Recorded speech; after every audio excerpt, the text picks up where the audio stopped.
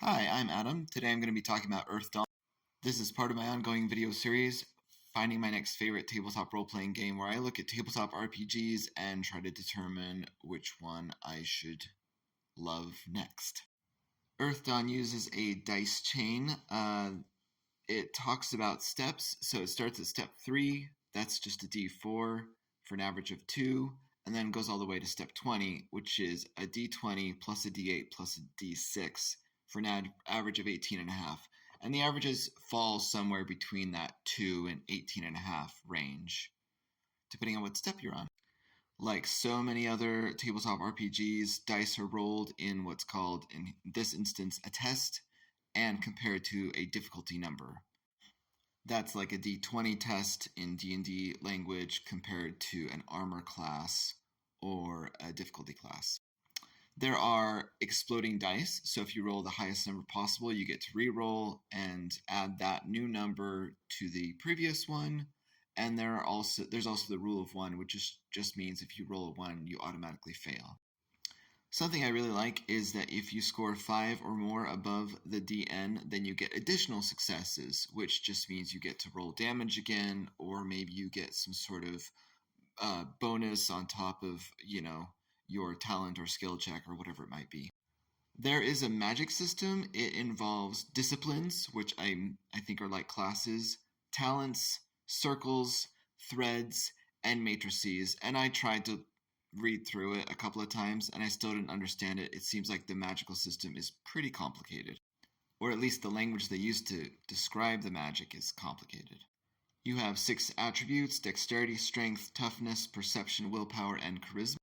And unlike D&D that just has an armor class, you have 3 defenses: physical defense, mystic defense, and social defense.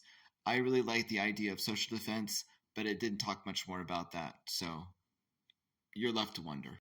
Just so you know, I just looked at the free quick start rules. I didn't have the entire player's guide. If the damage you take equals or exceeds your death rating, you die. You can also get wounds. A wound is a -1 penalty to your tests that you take from then on. And then each attempt to heal is a rolled recovery test, so it's not a guaranteed thing. You can roll a recovery test a few times a day, but wounds are only healed after any damage is healed. At the beginning of any combat, characters all roll initiative. Another interesting thing was that all characters have a pool of karma points. You can add a d6 to a test when you spend one. Movement is based on race, and yes, the term is race in this game, and it's measured in yards instead of feet. Using magic can sometimes create strain, which is their term for a small amount of damage that you take. I think it's probably mystic damage, but I can't be sure. Combat is played in rounds. Each round is about 6 seconds, and in each round you can do 1 action. Whereas you can get multiple successes by rolling high on the die roll in this game, your damage roll is still separate from your attack roll. And a successful attack can deal damage or stun or just knock down your opponent. And then you have something called talents. They're a bit like skills in D&D, but instead of it being sort of something you roll, it's a special action that you can take, maybe in a social situation, maybe in a combat, maybe elsewhere. So will Earthdawn be my next favorite tabletop role-playing game? I don't really like dice chains, and I think that being so core to this system is probably a ding against it. In my book, you might have a different opinion. I also don't really like that they're still using the term race. There's too many real-world connotations with that. And though I really, really do like that you can kind of build more successes the higher you roll on your attack, I don't like that damage is still separate from your attack roll. I really like the promise of a social defense, but there wasn't much information about that, so I don't know what that's like.